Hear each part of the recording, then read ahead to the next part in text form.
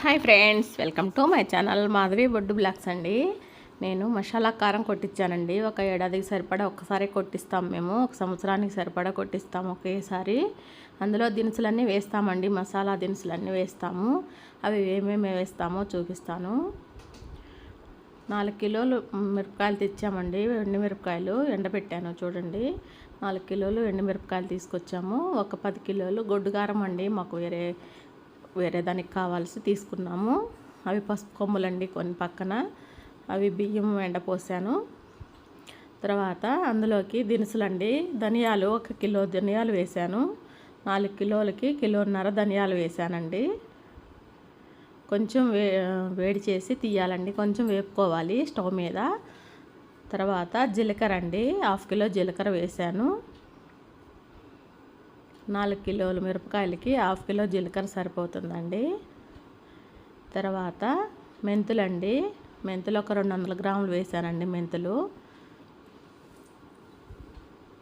అవి కూడా వేడి చేయాలండి, కొంచెం స్టవ్ మీద వేడి చేయాలి. పసుపు అండి, పసుపు ఒక 200 గ్రాములు పసుపు వేసాను. తర్వాత ఆముదం అండి, ఆముదం కూడా వేస్తాము. దాంట్లో కలర్ మారకుండా ఉంటుందండి, కలర్ బాగుంటుంది.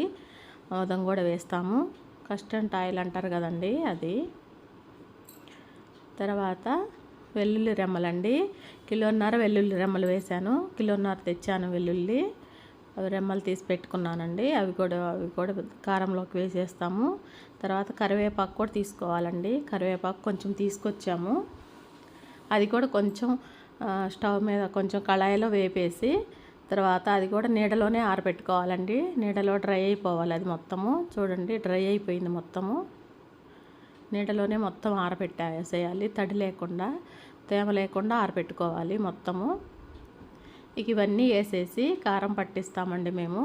చాలా బాగుంటుంది కారము, ఏ కూరలోకైనా చాలా బాగుంటుంది. కొంచెం మామూలు ఉత్త కారం తీసేసి చూడండి మొత్తం పట్టించేసాము. డబ్బాలకు పెట్టేశానండి అన్నీ. ఇది ఒక డబ్బా బయట ఉంది, ఇది ఒకటి వీడియో పెట్టాను.